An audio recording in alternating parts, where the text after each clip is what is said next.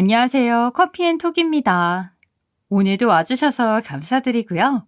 바로 사연 읽어보겠습니다. 안녕하세요. 50대 초반에 딸 하나 두고 있는 여성입니다.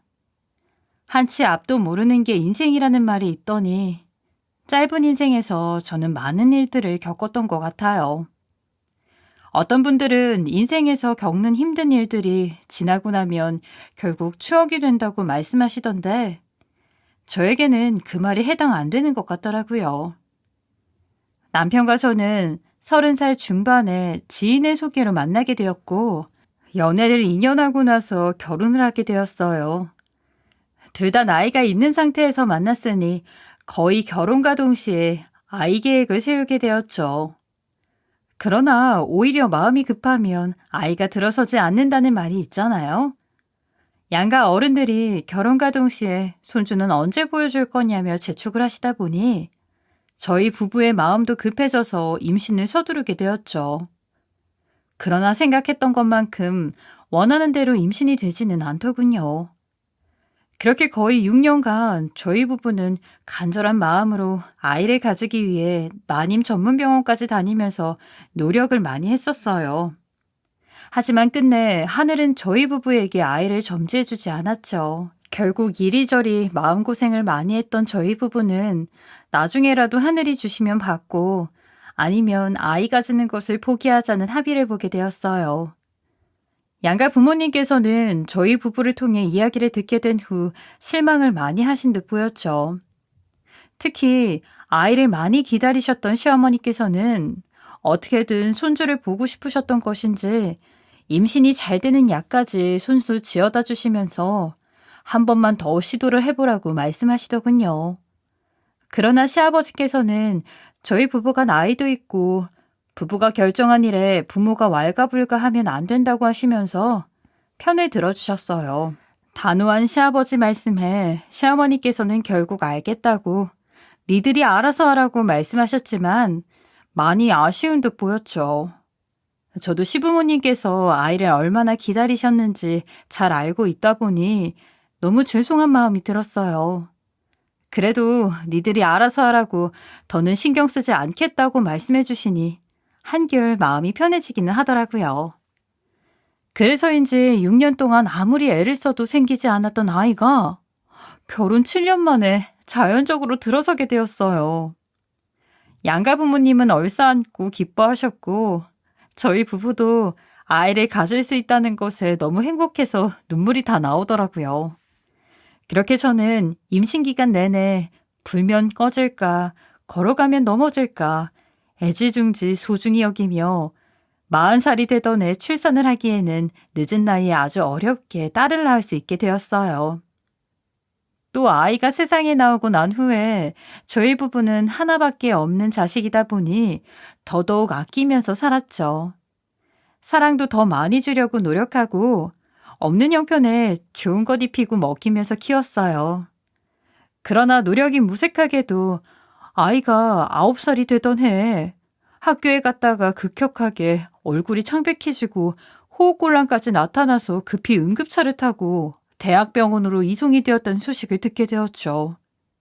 그 일이 발생하기 며칠 전부터 아이가 집에 돌아오면 유난히 힘들어하는 모습을 보았는데 저는 단순히 환절기라서 감기 몸살이 오는 건가 하고 넘겼어요.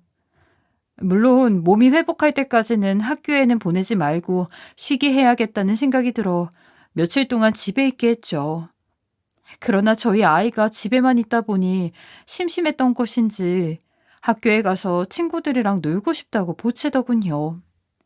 그래서 조금 걱정은 되었지만 건강이 많이 좋아진 것 같아 학교에 보냈는데 그날 이런 일이 발생했던 것이었어요. 갑작스러운 담임선생님의 연락에 놀란 마음을 안고 저와 남편은 급하게 병원 응급실로 달려가게 되었죠. 그리고 도착해서 의사 선생님의 말씀을 들어보니 아무리 봐도 저희 아이가 몸살이 아닌 것 같다는 말씀을 하시더라고요. 일반적인 몸살이라면 호흡곤란이 이렇게 심하게 오지는 않는다면서 전체적으로 검사를 한번 해보겠다고 하셨어요. 갑작스럽게 생겨난 일이라 정신이 없고 혹시나 아이가 큰 병에 걸린 것은 아닐까 불안한 마음을 가지고 있었지만 확실하게 확인을 해보는 것이 좋을 것 같아 의사 선생님 말씀대로 검사를 받아보기로 했어요. 그런데 며칠 뒤 검사 결과를 말씀해 주시는 의사 선생님 표정이 정말 심각해 보이더군요. 진료실에 들어갔는데도 한동안 굳은 표정을 하고 말씀이 없으셔서 남편과 저는 긴장감을 애써 숨기며 조심스럽게 아이의 상태를 여쭤보았더니 소아암의 일종인 신경모세포종이라고 말씀해 주셨어요. 또 호흡곤란이 발생한 것을 보고 조금 더 면밀히 검사를 했었는데 흉부에 종양이 있는 것으로 검사 결과가 나왔다고 하시더군요. 정말 하늘이 무너지는 게 이런 건가 싶더라고요. 7년 만에 겨우 얻은 내 딸이 다른 것도 아니고 신경모세포종이라니 충격적이더군요. 살면서 남편이 우는 모습을 한 번도 본 적이 없었는데 의사 선생님 말씀을 듣고 나서 처음으로 오열을 하는 모습을 보았어요. 저도 도저히 믿기지가 않아서 내 딸이 정말 신경모세포종이 맞는 거냐고 다시 검사를 해주시면 안 되냐고 애절하게 이야기를 했죠. 그런데 의사 선생님에게서 되돌아오는 말은 내 딸이 정말 신경모세포종이 걸린 것이 맞다는 대답이었어요.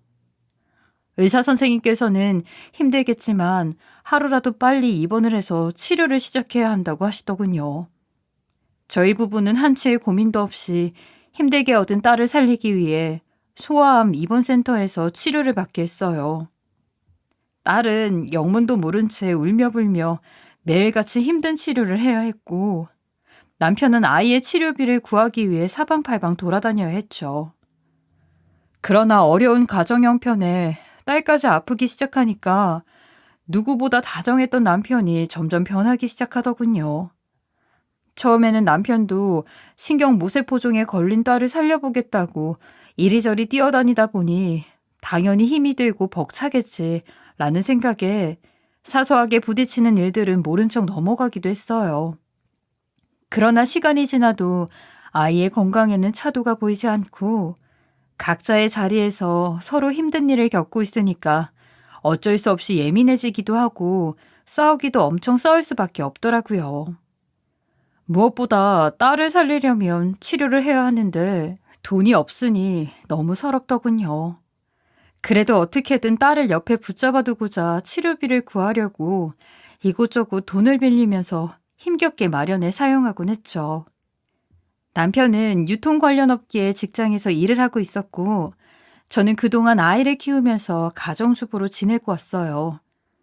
그런데 남편이 매번 혼자서 높은 치료비를 부담하느라 발을 동동거리는 게 안쓰럽기도 하고 언제까지 돈을 빌려가면서 살 수는 없어서 저도 돈을 벌어야겠다는 생각이 들더라고요. 물론 딸이 9살로 아직 어리기는 하지만 어차피 병원에 입원해 있는 상황이었고 같은 병실을 사용하는 아이 엄마들이 사정을 알고 나서 돌아가면서 봐주시겠다고 먼저 말씀을 해주시더군요. 그래서 죄송하지만 염치를 무릅쓰고 저는 어린 딸아이를 맡겨놓은 후 닥치는 대로 일을 했어요. 딸도 어느 정도 이해를 하는지 엄마가 옆에 없다고 보채거나 울거나 하지 않더군요.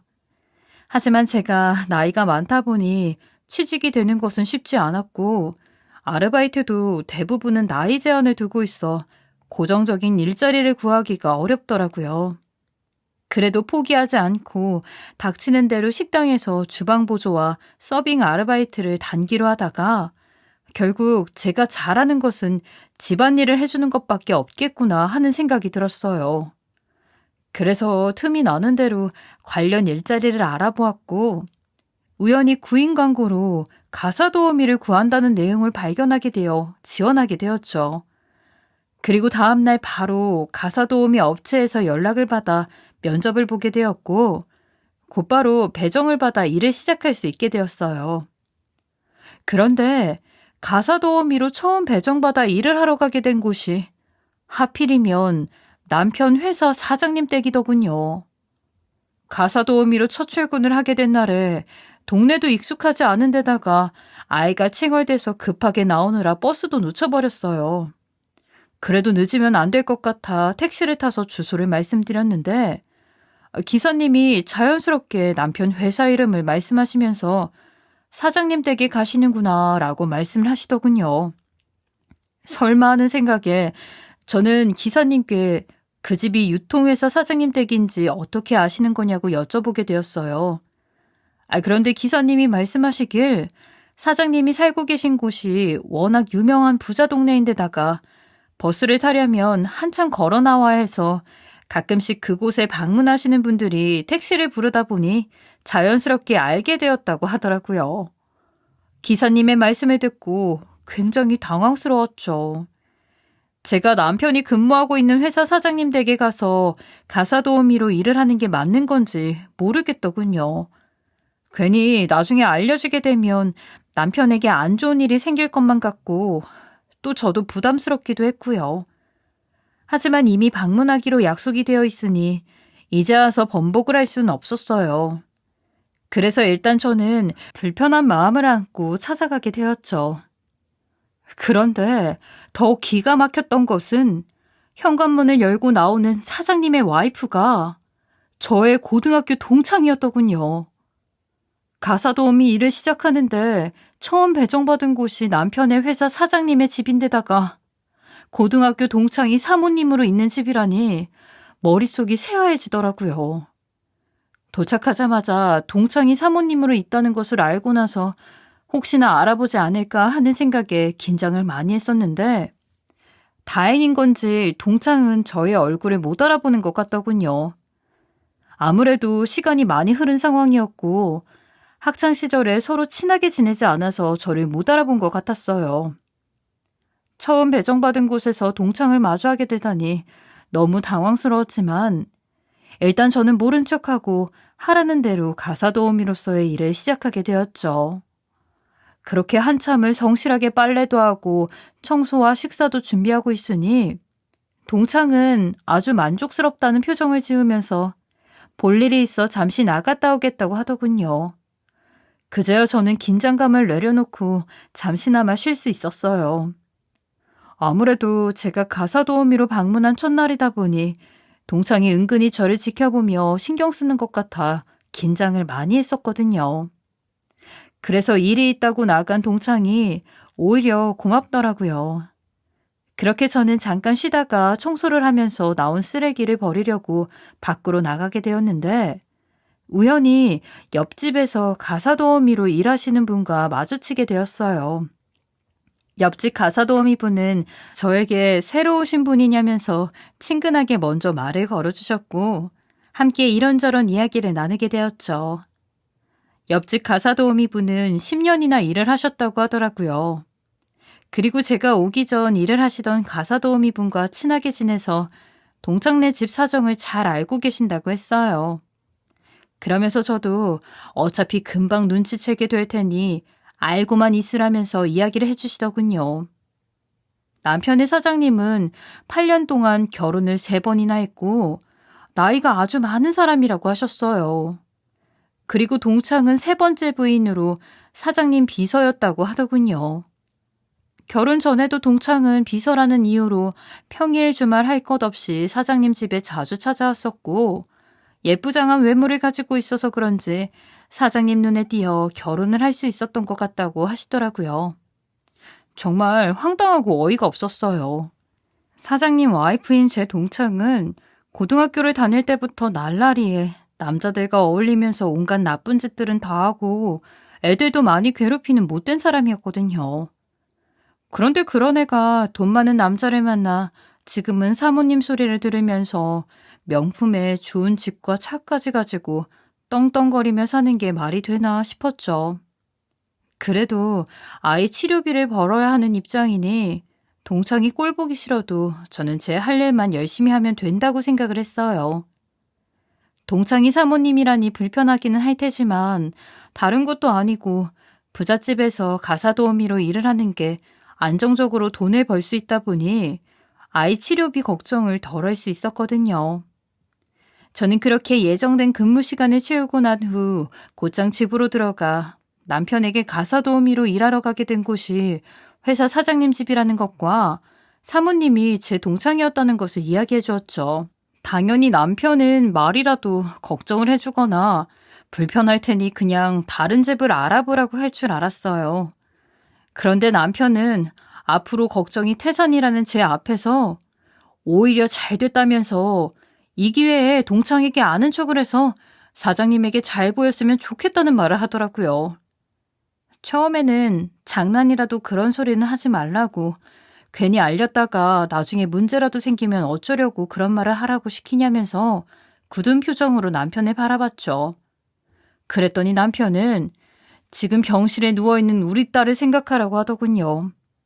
아무래도 사모님이 나랑 동창이라고 하면 사장님에게 소식이 들어가는 것은 시간 문제일 테니 본인을 좀 더 잘 봐줄 수 있다면서 그렇게 된다면 정리해고에서도 제외될 수 있다고 하더라고요.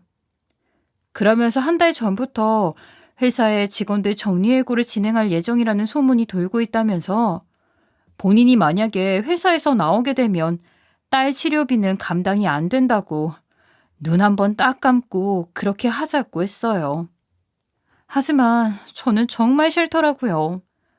가뜩이나 동창집에서 가사 도우미로 일하게 된 것이 자존심도 상하는데 남편이 회사에서 정리해고가 되지 않게 하려고 동창이라는 소리까지 꺼내면서 아부를 떨어야 한다니 생각만 해도 몸소리가 치더군요.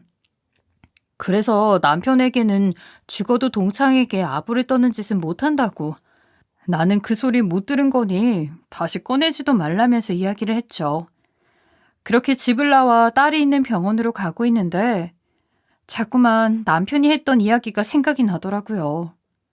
곰곰이 생각을 해보니 정말로 남편이 회사에서 정리해고가 되면 딸 치료비는 감당할 수 없겠다는 생각이 들었죠. 저는 결국 남편을 위해 외조를 하기로 결심했어요. 그래서 다음날 출근을 하자마자 눈 딱 감고 동창에게 제가 누군지 밝히게 되었죠. 당연히 동창은 저의 존재를 알고 많이 놀란 듯 보이더군요. 저는 혹시나 동창이 저의 존재를 알고 난 후 불편해서 그만 나오라고 할까봐 첫날보다 더 열과 성을 다해 그 집에서 일을 했어요.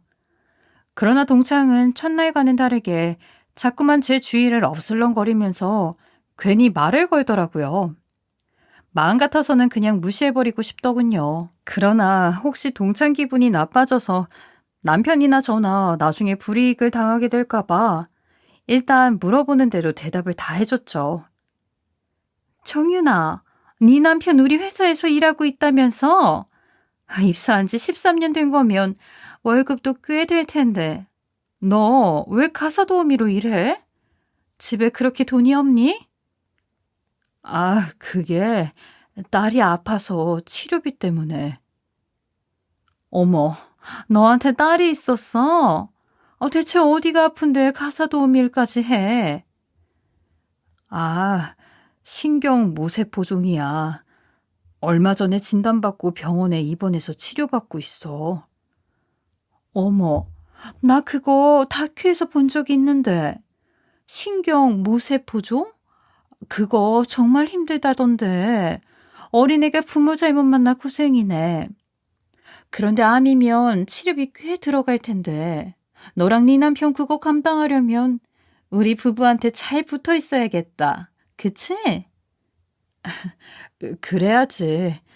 내가 가서 도우미 일은 열심히 할게. 사장님한테도 우리 남편 예쁘게 봐달라고 부탁 좀 해줘. 그건 너 하는 거 봤어. 근데 너는 진짜 세상에 복 다 가졌나 보다. 그게 무슨 말이야? 세상의 복을 다 가졌다니? 몰라서 묻니? 가사 도우미는 이런 부잣집에 처음부터 배정 안 되잖아. 게다가 너희 남편은 우리 남편 회사에 다니고 있고 우리 집에서 일하는 너는 나랑 동창이니까 예전에 있던 아줌마처럼 내가 함부로 대할 수도 없고 말이야. 내가 얼마나 작은 거 하나에도 예민한데 너처럼 우리 집에서 편하게 일하는 사람 없어 얘. 그러니 고마워. 일할 수 있게 해줘서. 그래. 친구라고 하나부터 열까지 다 봐줄 수는 없으니 가사 도우미 일 제대로 안 하면 바로 차릴 거니까 충실히 일해. 알았지? 딸도 아픈데 치료비 벌어가야지. 동창이 말 한마디씩 꺼낼 때마다 자존심이 팍팍 꺾이고 화가 머리 끝까지 차올랐지만 그래도 남편과 딸을 위해서라면 참아야 한다고 생각했어요. 그런데 동창은 시간이 지날수록 점점 더 저를 막대하더군요. 아무리 집안일을 도와주는 가사도우미라고 해도 도가 지나친 행동을 했고 막말도 서슴지 않았죠. 한 번은 저녁에 사장님께서 외국 손님들을 집에 초대하신 적이 있었어요. 당연히 저는 가사도우미로서 동창이 시키는 대로 외국 손님들이 평소에 즐겨 드신다는 음식을 만들고 있었죠. 그런데 갑자기 동창이 한창 요리를 하고 있는 저에게 다가오더니 말도 안 되는 소리를 하더군요. 정윤아, 내가 남편한테 물어보니까 외국 손님들이 캠핑을 좋아해서 그런지 숯불 삼겹살을 먹고 싶다네. 냉장고에 보니까 다행히 삼겹살도 있고 창고에 숯불도 몇 개 있더라고. 그래서 말인데 이참에 야외에서 숯불에 고기를 구워 먹으면 좋을 것 같아서 말이야. 얼른 준비 좀 해. 아이, 근데 지금 밖에 장대비가 저렇게 쏟아지는데 야외에서 숯불 바비큐를 어떻게 해? 그걸 내가 너한테 하나하나 짚어줘야 하니? 창고에 천막 있으니까 그거 세워서 해. 혼자 설치하기 힘들면 밖에 내 기사 대기 중이니까 좀 도와달라고 하고. 아무리 캠핑을 좋아하신다고 해도 비가 저렇게 오는데 손님 맞이를 밖에서 하는 건 아닌 것 같은데. 예, 아니 뭔 말이 그렇게 많아? 하라면 좀 해. 네가 이 집 주인이니? 아무리 동창이라지만 너 점점 기어오르는 것 같다. 돈은 내가 주고 부리는데 어디서 명령이야? 가사도우미 주제에 자꾸 그렇게 주인 행세하면 나 더 이상 못 봐준다. 네 남편도 우리 집 양반한테 이야기해서 확 잘라버리라고 할 거야. 알았어. 네 말대로 할게. 그리고 아무리 너랑 나랑 동창 사이라지만 가사도우미가 남들 보는 눈도 있는데 반말 찍찍하는 게 말이 되냐? 나이 먹었으면 공과 사는 구분할 줄 알아야지. 회사로 치면 내가 고용 주고 너는 일개 직원인데 어디서 예의 없게 행동하냐? 앞으로는 집에서 반말하지 마. 네, 죄송합니다, 사모님. 동창이 아무리 갑질을 하고 더럽고 치사한 일을 시켜도 저는 병원에 누워있는 딸아이를 위해서 더러워도 꼬박꼬박 사모님이라고 부르며 복종할 수밖에 없었어요. 외국 손님이 집에 방문하던 날에도 결국 저는 동창이 시키는 대로 밖에서 장대비를 다 맞아가며 기사님과 함께 천막을 세웠고 숯불 삼겹살을 하기 위해 불까지 붙여놓으며 겨우 준비를 해놓을 수 있었어요. 곧이어 외국 손님들이 집에 도착하셨고 사장님과 동창은 대접을 하면서 여유롭게 식사를 했어요. 하지만 저는 저녁 늦은 시간까지 추가 근무를 하고 혼자 동분서주하며 동창이 시키는 일들을 해야 했죠. 그렇게 다음 날이 되었고 늦은 시간에 퇴근하여 제대로 쉬지 못한 채 지친 몸을 이끌고 동창의 집으로 출근했어요. 출근한 저의 모습을 보자마자 동창은 전날에 고생이 많았다는 말 한마디 없이 팁이라며 지갑에서 5만 원을 꺼내 건네더라고요. 가끔씩 동창은 기분이 좋을 때마다 저에게 팁이라면서 3만 원, 5만 원씩 던져주었거든요. 자존심이 매우 상했지만 제 입장에서는 한두 푼이 귀하다 보니 작은 돈에도 고개를 조아리며 감사하다고 할 수밖에 없었어요. 그러니까 동창은 본인한테 돈 3만 원, 5만 원은 돈도 아니라며 껌값이라고 하면서 비웃으며 방으로 들어가더군요. 동창의 비웃음에 속으로는 머리채를 쥐어잡고 싶었지만 내가 참아야 우리 딸이 무사히 치료도 받고 나을 수 있다는 생각이 들어 더 열심히 일을 했어요. 그런데 어느 날부터 동창이 관심도 없었던 저희 남편에 대해 꼬치꼬치 캐묻기 시작하더군요. 남편은 몇 살이냐부터 시작해서 어느 학교를 나왔고 언제 본인 남편 회사에 취직한 건지 등 갑자기 호구조사를 하더라고요. 처음에는 단순한 질문들을 많이 하길래 대충 대답해주고 말았죠. 그러나 나중에는 부부 사이에도 민감한 질문들을 서슴없이 물어보더군요. 저는 동창이 던지는 민감한 질문들이 황당하고 어이가 없었어요. 처음에는 못 들은 척 그냥 넘어가려고 했었는데 동창은 그게 또 기분이 나빴나 봐요. 한참 동안 제가 대답이 없으니까 고용주 질문을 무시하는 거냐고 난리를 치더군요. 그래서 결국 저는 동창의 질문에 성심성의껏 답변을 해줄 수밖에 없었어요. 그랬더니 동창이 만족한 듯 웃음을 짓고는 뜬금없이 이상한 소리를 꺼내더라고요. 네가 나랑 동창이어서 내가 우리 남편한테 네 남편은 회사에 살려두라고 했다? 진짜요? 사장님께 말씀드려줘서 정말 감사합니다. 친구 사이에 그 정도 가지고 뭘. 근데 나도 우리 남편한테 그런 소리 하는 거 쉽지 않다? 그러니까 네 남편도 나한테 와서 고맙다고 인사 한번 해야 하지 않겠니? 알았어요. 내가 저녁에 남편한테 한번 말해볼게요. 퇴근 후 저는 남편에게 동창의 이야기를 전하면서 한번 가서 인사라도 해야 할 것 같다고 이야기를 했어요. 당연히 저의 이야기를 듣고서 남편은 당황한 듯 보였죠. 하지만 한숨을 한번 쉬고는 사모님이 오라면 가야지 하면서 알겠다고 하더군요. 그렇게 토요일에 저와 남편은 사장님네 집으로 함께 찾아가게 되었고 제 동창에게 도와줘서 정말 고맙다고 고개 숙여 인사를 하게 되었죠. 당연히 저희 부부는 자존심 접고 찾아가서 고맙다고 인사를 하면 이 일로 인해 생기는 괴로움은 없을 것이라고 생각했어요. 그런데 이게 시작이었더군요. 동창은 이날 이후로 무슨 일만 있으면 제 남편을 불러대기 시작했어요.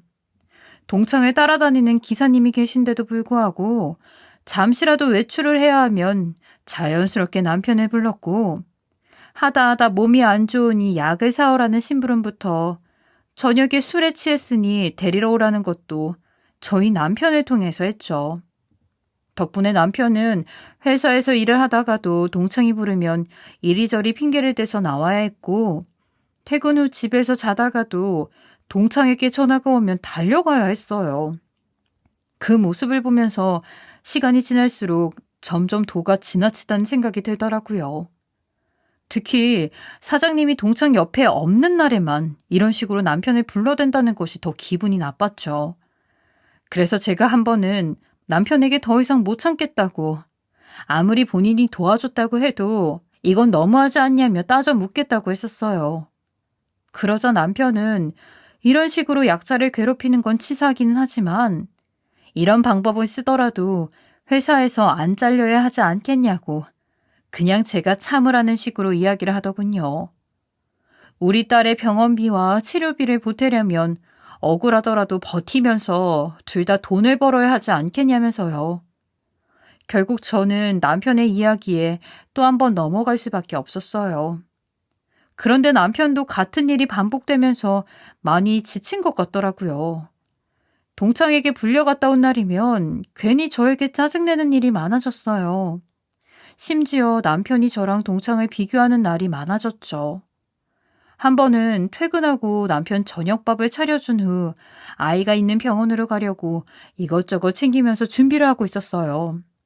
그런데 남편이 제 모습을 보면서 한숨을 푹 쉬더니 짜증 섞인 말투로 이런 이야기를 하더라고요. 사장님 부인은 너랑 나이도 똑같은데 관리도 잘해서 피부가 좋고 몸매도 좋은데 너는 왜 그 모양이냐? 뭐라고? 안 그래도 매일같이 동창집에서 출퇴근하랴 병원에 있는 애 보랴 힘들어 죽겠구만. 그게 나한테 할 말이야? 내가 뭐 틀린 말 했어? 여자는 나이 들수록 더 관리를 해야 한다더라. 너도 관리 좀 해. 당신은 뭐가 그렇게 잘났는데? 돈 없어서 애 치료비 하나 감당 안 되는 주제에 나한테 관리하라는 헛소리 하고 싶으면 당신도 그만큼 돈을 벌어보던가. 매번 동창을 만나고 오면 저에게 막말을 쏟아내는 남편 때문에 저희 부부는 싸우는 일이 점점 늘어났어요. 싸움이 계속될수록 예전에 다정했던 남편이 없어졌죠. 남편도 달라지고 같은 일이 반복될수록 점점 삶에 지쳐가게 되더군요. 하루는 전날 퇴근할 때 일이 많다며 주말에 일찍 오라는 동창의 말에 일찌감치 사장님 집으로 일을 하러 갔던 적이 있었어요. 그런데 예상치 못하게 그곳에서 남편을 보게 되었죠. 집에 도착하자마자 출근 인사를 하려고 안방으로 들어갔는데 거기서 남편이랑 동창년이랑 불륜짓을 하면서 뒹굴고 있더라고요. 제가 일찍 출근한 그날은 사장님이 제주도로 골프를 치러 가서 며칠 동안 집을 비우는 날이었는데 동창년은 사장님이 없는 날을 골라서 그 짓거리를 하고 있었던 것이었어요. 저는 눈앞에 펼쳐진 충격적인 모습에 경악을 하면서 이게 뭐하고 있는 짓거리냐고 난리를 쳤죠. 그러나 동창년은 아무런 죄의식도 없는 듯 아주 당당하고 떳떳하게 나오며 천연덕스럽게 벌써 출근 시간이 된 거냐고 묻더군요. 저는 그 말에 더 열이 받아서 더욱더 길길이 날뛰었죠. 남편은 그런 저를 말리면서 집 밖으로 끌고 나갔고 오히려 저한테 성질을 내면서 그만하라고 하더라고요.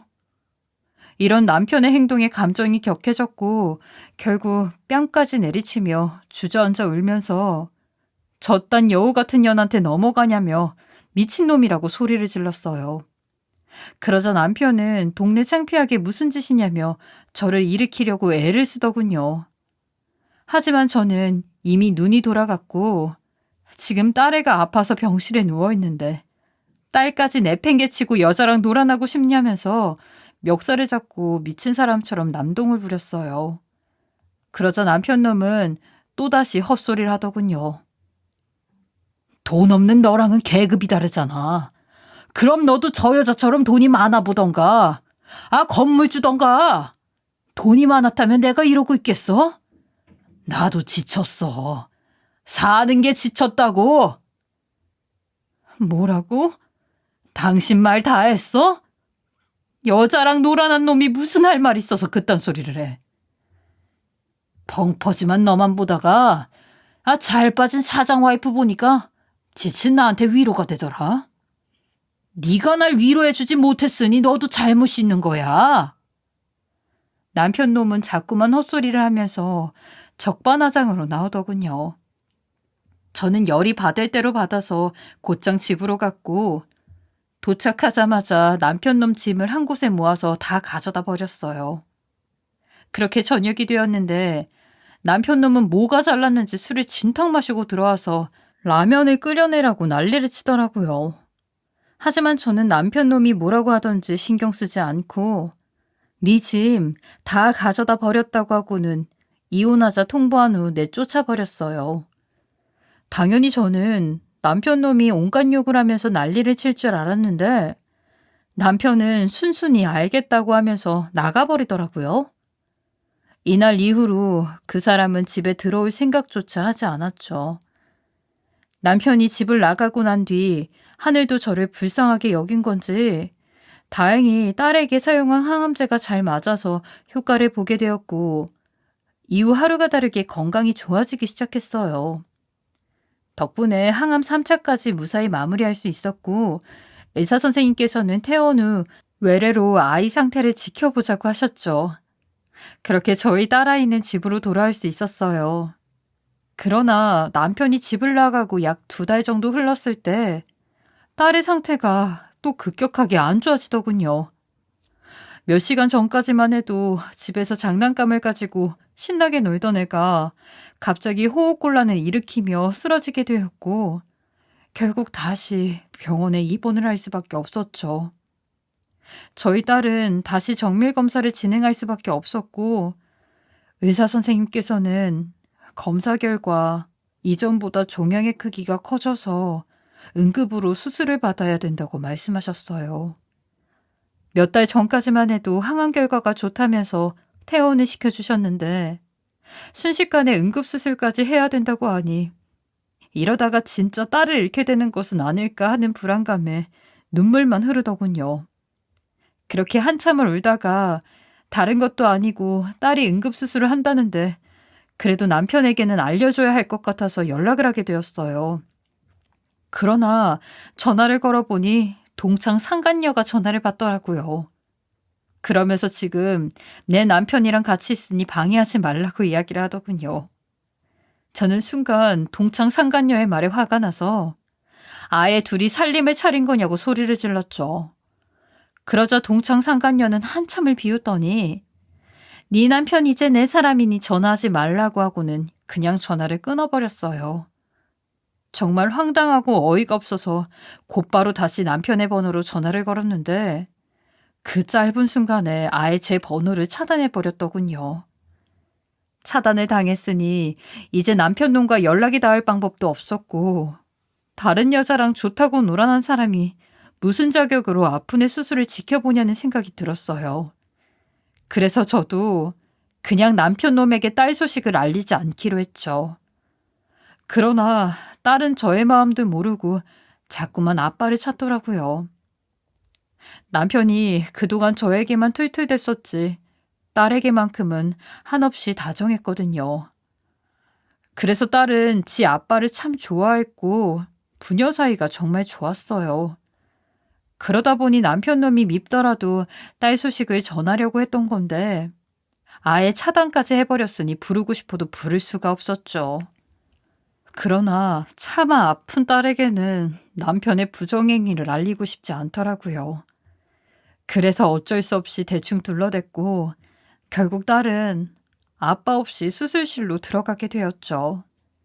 저 또한 남편 놈과 연락이 닿지 않았으니 혼자서 딸의 수술을 지켜볼 수밖에 없었어요. 하지만 긴 시간 동안 수술을 마치고 나온 딸은 생각보다 경과가 좋지 않았고 혼수 상태까지 이르렀어요. 병원에서는 막상 수술에 들어가 보니 딸의 상태가 굉장히 심각했다면서 마음의 준비를 하셔야 될 것 같다는 청천벽력 같은 말을 꺼내더라고요. 이런 말을 듣고 나니 딸이 아빠를 보고 싶다고 했을 때 어떻게든 데리고 왔어야 하나라는 후회가 되었어요. 그래서 늦었지만 남편 목소리라도 들려주고 싶어서 직접 회사 앞까지 찾아가서 딸이 수술 후 혼수 상태라는 소식을 전하고 병원으로 데리고 갔어요. 뒤늦게 이 사실을 알게 된 남편 놈도 어쩌면 마지막이 되었을 딸의 얼굴을 보지 못했다는 사실에 병원 바닥에 주저앉아 대성통곡을 하더라고요. 그 모습을 보고 있는데 괜히 화딱지가 나서 남편 놈을 발로 차면서 네가 울 자격이 있냐며 너는 사람도 아니고 부모 자격도 없다면서 난리를 쳤죠. 남편 놈은 저의 말에 한마디 대꾸도 못했어요. 그래도 아빠로서의 양심은 있었던 것인지 저에게 온갖 구박을 다 당하면서도 딸이 누워있는 중환자실 앞에서 꼼짝하지 않고 앉아있더라고요. 그렇게 3일이 지났을 때 수술 후 혼수 상태에 있던 딸이 기적적으로 눈을 뜨게 되었어요. 저와 남편은 곧바로 의료진의 안내에 따라 중환자실 안으로 들어가게 되었고 의식을 찾은 딸을 마주할 수 있었죠. 딸은 저와 남편이 나타나자 빙긋 웃더니 갑자기 생각지도 못한 충격적인 말을 뱉더라고요. 엄마랑 아빠랑 나 보러 온 거야? 둘이 같이 있으니까 좋다. 우리 딸 이제 괜찮아? 아프지 않아? 엄마가 걱정 많이 했었어. 괜찮아, 엄마. 딸, 아빠 왔어. 우리 딸이 이렇게 아픈 줄 모르고 아빠가 늦게 와서 미안해. 아빠, 이제 그 아줌마한테 안 갈 거지? 엄마, 아빠 같이 사는 거지? 우리 딸, 그게 무슨 소리야? 아줌마라니. 엄마, 아빠, 나는 다 알고 있었어. 사실 아빠한테는 미안한 일인데 내가 집에 있을 때 아빠 일기장을 봤었거든. 아빠 일기장이라니. 엄마는 한 번도 본 적이 없는데 당신 집에 일기 써놓은 거 있었어? 제 꽂아 아래쪽에 안 보이게 꽂아놨었는데. 그걸 예빈이가 찾아서 봤나 봐. 아빠가 그 아줌마 만나면서 그 아줌마가 준 돈으로 내 병원비하고 나 맛있는 거 사준 거 다 알아. 아빠가 그 아줌마 만나고 싶지 않아도 나 때문에 만난 거 다 알고 있어. 이건 또 무슨 소리야? 예빈아, 아빠 일기장에 무슨 말이 적혀 있었길래 그 아줌마 얘기가 나와. 그리고 아빠가 그 아줌마 만나고 싶지 않은데 너 때문에 만났다니. 엄마, 내 병원비가 비싸서 아빠가 나 죽지 않게 하려고 그 아줌마 만났대. 그러니까 엄마, 아빠 많이 미워하지 마. 다 내가 잘못이야. 내가 아파서 그런 거니까 엄마가 아빠 용서해주고 우리 다 같이 행복하게 살면 안 돼? 나는 아빠랑 엄마가 예전처럼 행복했으면 좋겠어. 예빈아, 아빠가 정말 미안해. 아무리 급해도 그런 일은 하지 말았어야 했는데 돈에 눈이 멀어서 우리 딸이 이렇게 아픈 줄도 모르고. 저와 남편은 중환자실 면회 시간이 끝날 때까지 한참을 딸을 붙잡고 울다가 밖으로 나왔어요. 그리고 남편의 입으로 직접 전후 사정을 들을 수 있게 되었죠. 알고 보니 남편은 빚이 계속해서 쌓이고 딸의 치료비를 월급으로 모두 감당할 수가 없어서 동창의 비율을 맞춰가며 용돈 비슷하게 돈을 받고 있었다고 하더군요. 하지만 저는 모든 사실을 알게 되었지만 아무리 그런 상황이라고 해도 어떻게 이런 일을 해서 가슴에 대못을 박을 수 있냐며 오히려 남편에게 오만 가지 정이 떨어졌어요. 그러나 아픈 딸이 불안해하지 않도록 쇼윈도 부분처럼 살아가게 되었죠. 그리고 몇 달 뒤 딸은 결국 신경 모세포종을 이기지 못하고 하늘의 별이 되어 세상을 떠나게 되었어요. 딸이 떠나고 나서 남편은 다시 저와 같이 살길 바랐으나 이유가 어찌되었건 다른 여자랑 바람을 피운 남편과는 다시 상종을 하고 싶지 않아서 이혼을 요구하게 되었죠. 딸이 떠나고 남편과의 이혼을 결심했다는 소식을 듣게 된 동창은 먼저 저에게 연락을 해왔고 이혼을 하게 되면 빈털터리가 되니 다시 와서 본인 집에서 일을 하라는 헛소리를 하더군요. 그 말을 듣고 화가 잔뜩 난 저는 딸을 잃고 이혼까지 하는 마당에 더 이상 무서운 것이 없다는 생각으로 전화를 끊고 바로 남편의 회사로 찾아가게 되었죠. 당연히 남편의 회사 인포데스크 직원은 약속을 잡고 온 것이 아니면 사장님과의 면담을 시켜줄 수 없다고 거절을 하더군요. 그래서 포기하고 다른 방법을 찾아야 하나라는 생각에 뒤돌아서 건물을 나가려고 했죠.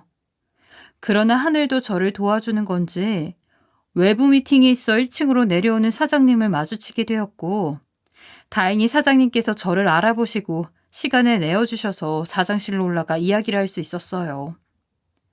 저는 사장실에 올라가자마자 사장에게 동창의 불륜 사실부터 더러웠던 과거까지 다 알렸어요. 그리고 딸이 이야기한 남편의 일기장을 보여주면서 동창이 내 남편과 바람을 피웠었고 과거에는 몸을 함부로 굴리고 다녔다는 것을 이야기하게 되었죠.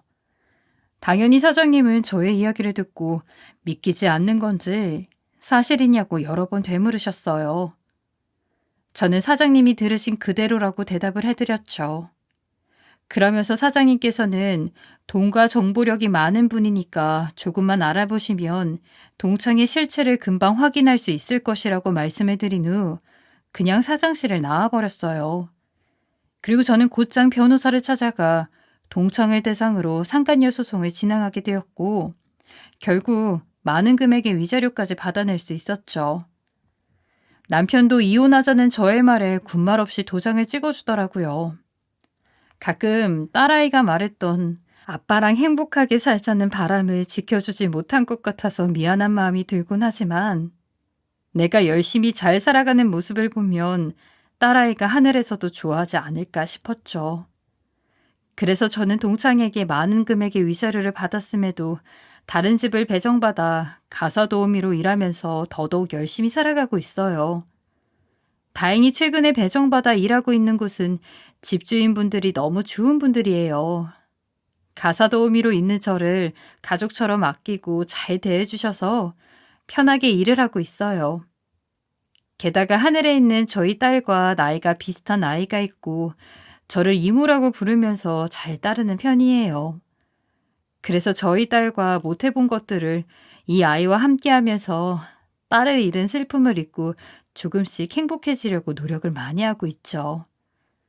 전 남편과는 이혼 후 자주 연락하거나 하지는 않지만 가끔씩 소식은 전해 듣는데 제가 사장님께 동창과의 일을 말씀드린 후에 회사를 나오게 되었다고 하더군요. 그래도 하늘에 있는 딸에게 더 이상 창피한 모습을 보여주고 싶지 않아서 삶을 놓지 않고 낮에는 택배일, 그리고 저녁에는 배달 일을 하면서 열심히 살고 있다고 하더라고요.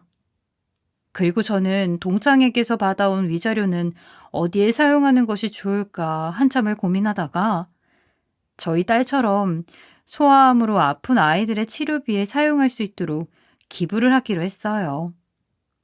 딸이 투병하게 되면서 치료비가 너무 많이 나와 고생한 것도 생각이 나고 경제적으로 여유만 있었다면 딸이 하늘로 가지 않아도 되었을까 하는 생각이 계속 들더라고요. 그래서 저희 딸을 살리지는 못했지만 같은 병으로 아픈 아이들이 세상을 등져버리고 떠나지 않도록 조금이나마 도와주는 게 좋을 것 같다는 생각이 들었죠.